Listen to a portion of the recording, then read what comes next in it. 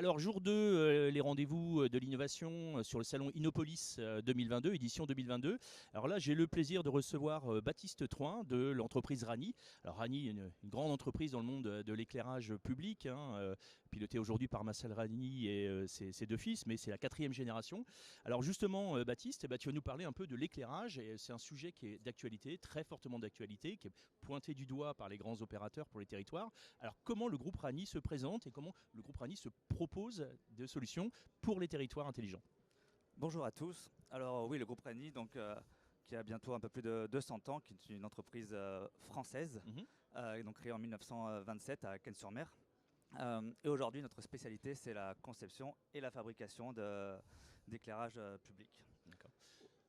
Donc aujourd'hui, l'éclairage public, c'est une grande part de marché. On parle de l'intelligence, parce que maintenant on ne parle plus d'une simple lumière qui s'allume. Il y a toute une gestion intelligente dans l'éclairage. C'est exactement ça. En fait, on a vécu il y a quelques années, une petite dizaine d'années, on a vécu la révolution, la numérisation de la lumière avec l'arrivée de la LED, Oui. qui a permis énormément de nouvelles choses. Mhm.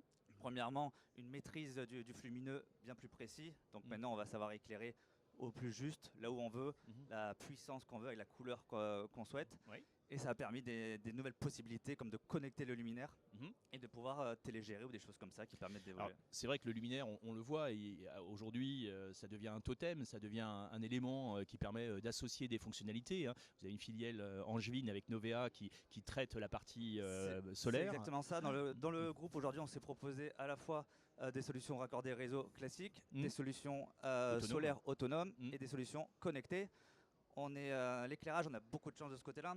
On est présent dans toutes les rues Mhm. avec une source d'alimentation. Oui. Donc demain, le mât d'éclairage ne va pas servir que à éclairer, Oui. mais ça va être vraiment le support Oui. des objets connectés de la ville qui vont apporter du service à la fois aux usagers et évidemment aux personnes de la ville. Bien sûr. Alors, on le dit, aujourd'hui, le moyen de faire des économies, c'est de couper, mais c'est pas possible. On a besoin d'un service, on a besoin, par contre, de mettre de la lumière là où on a besoin, donc avec les systèmes TGIS de la Croix, où vous faites un pilotage intelligent. Comment vous approchez les collectivités en tant qu'opérateur Smart City ou territoire intelligent? Comment vous approchez les collectivités? Comme vous l'avez dit, les villes aujourd'hui, elles éteignent, mais ce n'est pas une action, c'est une réaction. Il Oui. faut faire des économies immédiatement.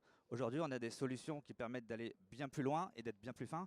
Ça fait 90 ans qu'on accompagne les collectivités, on connaît leurs besoins et on a vraiment une approche avec eux d'interopérabilité. Oui. Le but, ce n'est pas qu'une ville soit bloquée dans un système pour regretter son choix. Oui. C'est une technologie qui est assez nouvelle, peu connue. Des fois, le Mm. mot de smart city fait un petit peu peur. On pense aux Mm. grandes Bien sûr, métropoles, aux villes exactement. connectées. Oui. Non, ce n'est pas ça. Mhm. Mhm. Les territoires sont intelligents et vont Mhm. pouvoir apporter du service à leurs usagers. Donc demain, l'idée, c'était vraiment de les accompagner et de pouvoir répondre à leurs besoins, à leurs cas d'usage, Mhm. sans partir dans une grande machine qui ne Bien sûr. répondra pas du tout. Alors, on parle de rénovation, puisque l'éclairage est une source importante. On le voit pour des petites collectivités, ne serait-ce que de collectivités de 4 000 à 20 000 habitants. On sait que l'éclairage public, c'est 20% public et des bâtiments publics, c'est 20-25% de la facture. Donc, est-ce qu'on est capable aujourd'hui, avec de l'intelligence embarquée, avec des solutions que vous intégrez, de pouvoir réduire drastiquement cette facturation sans gros travaux de VRD? C'est assez énorme parce qu'en changeant simplement le luminaire et en lui Mhm. mettant un peu d'intelligence, on peut réduire la facture facilement de 70 à 80%. Ouais, ce qui est Donc énorme. Ouais. c'est vraiment Mhm. immédiat Mhm. et effectivement c'est juste un changement de luminaire. C'est juste la Mhm. technologie qui permet ces Mhm. nouvelles économies. D'accord. Donc, si je reprends 60% sur 200 000, on fait une économie de 120 000 euros par an sur 10 ans. Donc, globalement, on maîtrise parfaitement l'investissement. C'est Ouais. énorme et quand on voit les coûts de l'énergie aujourd'hui qui sont en train d'être multipliés par 2, par 3, Oui. les collectivités doivent vraiment réagir et je Oui. pense que c'est même de l'ordre national où Hmm. il faut que l'État, entre guillemets, vienne aider les Prennent part, bien collectivités sûr. Oui. pour aider cette rénovation massive. Alors, on parle aussi, donc, on parle d'économie d'énergie parce que c'est vraiment le sujet d'actualité, mais on parle aussi d'environnement, donc d'empreinte carbone, d'éclairage raisonné. On parle de la biodiversité. On m'avait parlé tout à l'heure de la biodiversité. Donc, c'est vrai que cette pollution lumineuse sur laquelle on combat. Comment vous vous positionnez? Comment vous pouvez informer et sensibiliser justement ces collectivités qui ont cette problématique? Alors c'est vrai qu'il y a eu une époque où on mettait beaucoup de lumière en se disant ça éclaire et on est seul sur Terre. Hmm. Ce n'est clairement pas le cas. Oui. Aujourd'hui, on essaie de respecter au maximum la faune et la flore et Mhm. évidemment l'éclairage va perturber les habitants avec nous qui sont sur la Terre. D'accord. Donc l'idée c'est vraiment de trouver des solutions. Donc la gradation, tamiser un petit peu Hmm. l'éclairage. On parle beaucoup de trames noires, de choses Ouais. comme ça. Ouais. Aujourd'hui, on a des technologies qui permettent de changer la température de couleur de la lumière et de ne plus émettre de lumière bleue, D'accord. ce qui vont permettre, par exemple, si on prend des chauves-souris, Mhm. à ne pas voir que les luminaires sont allumés. D'accord. Donc ça, à la fois, ça permet de grader, de faire des économies d'énergie énormes, et à Mhm. la fois d'essayer d'avoir le moins d'impact possible Bien sûr. sur la faune et la flore, tout simplement. Oui, je crois qu'on est dans une mutation profonde, donc il y a cette sensibilité, donc ça vous en avez pris bien conscience en tant que professionnel de l'éclairage.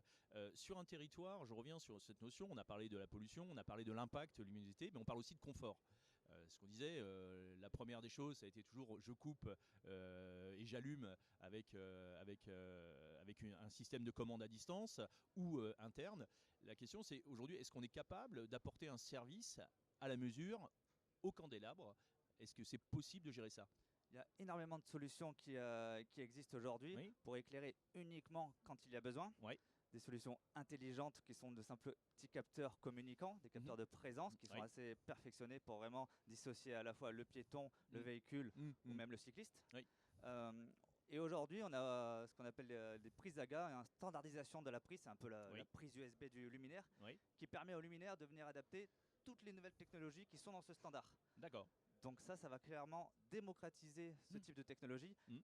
et permettre aux villes de faire des économies et sans se tromper. D'accord, c'est un bus intelligent sur lequel on va pouvoir mettre les équipements requis en fonction. Exactement. Si c'est un parc, pas la peine d'éclairer tout le parc quand on passe L'idée, d'un c'est côté, d'avoir etc. un train de lumière qui va Oui. suivre Le l'usager passage. Oui. pour éclairer. Voilà, évidemment, si vous parlez de parc où il y a 4 ou 5 routes, on va pouvoir éclairer uniquement son passage Voilà. et pas éclairer tout le parc en cas de bien. besoin. Bah, je pense que ce sont des solutions très importantes, hein. Alors on a toujours plaisir à retrouver le groupe Rani puisqu'on suit depuis de nombreuses années. Mais en tout cas, Baptiste, merci beaucoup et puis eh bien, au Merci à plaisir de se vous. retrouver. Au revoir. Merci beaucoup. Au revoir.